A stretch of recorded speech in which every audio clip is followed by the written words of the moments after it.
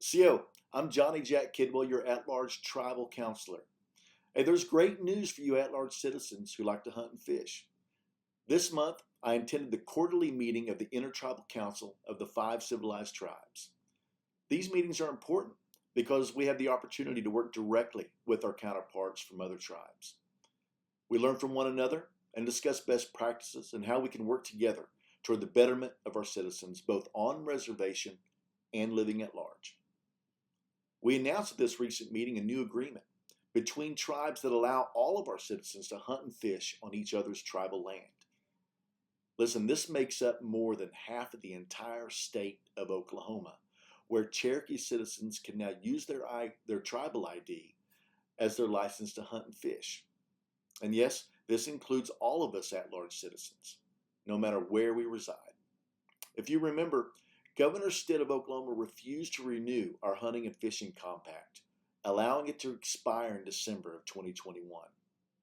Man, this compact had been working perfectly for 6 years and had also generated more than $36 million in revenue for the Oklahoma Department of Wildlife Conservation. Well, this reciprocity agreement that was signed recently is in direct response to the cancellation of that compact. It not only displays cooperation and collaboration among tribes, but also a proper and robust exercise of our inherent treaty right to hunt and fish. Let's listen to what Deputy Chief Brian Warner has to say about this historic agreement and how it enhances the lives of all of us tribal citizens, including those at large. But first, don't forget to like, follow, subscribe, and share this video with your friends and family. And wado for watching, and now here's Cherokee Nation Deputy Chief Brian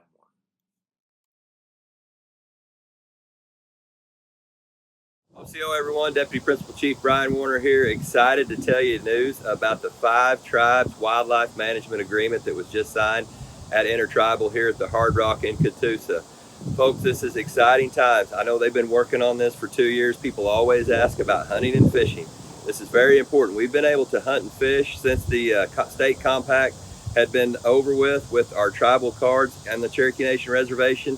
Now you can take that card and follow the code, follow the guidelines, the bag limits, but you can go to the Choctaw, the Chickasaw, the Creek, or the Seminole Reservation and hunt there as well. You have to follow their wildlife code, very similar to our code and everything. So important that we get out and we exercise this. I know people have a lot of questions.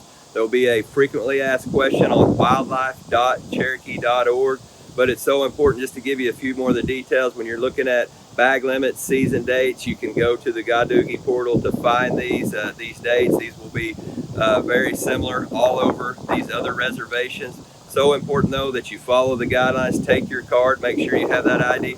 And when you're hunting or fishing in another reservation, just like you are in the Cherokee Nation Reservation, if it's not tribal land, you need to still seek that landowner permission.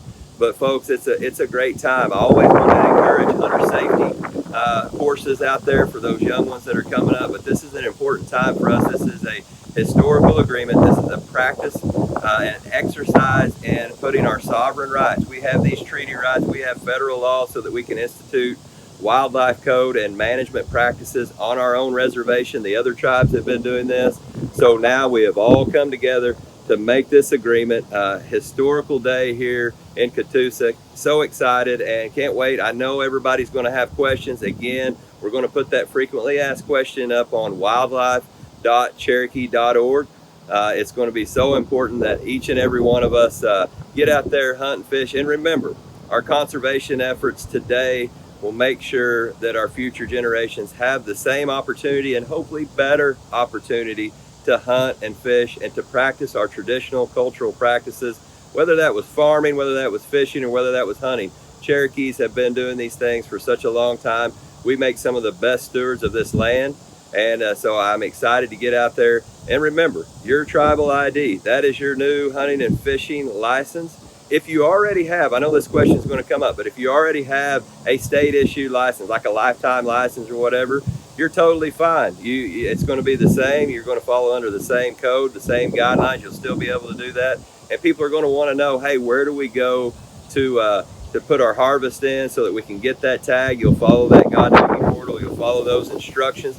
And in February, we're going to all come together and we're going to grab all that information on all the animals that were bagged, all the different things, and put out a report so that we can make sure that we can sustain what we're doing and also improve in those areas that need a little bit of help. But this is Deputy Chief Brian Warner here today saying wado to each and every individual that put the time, their talent, and their dedication to this effort. I know Cherokees, I know Choctaws, Chickasaws, Creeks, and Seminoles are going to have a great time. And everybody remember, just be safe. Wado.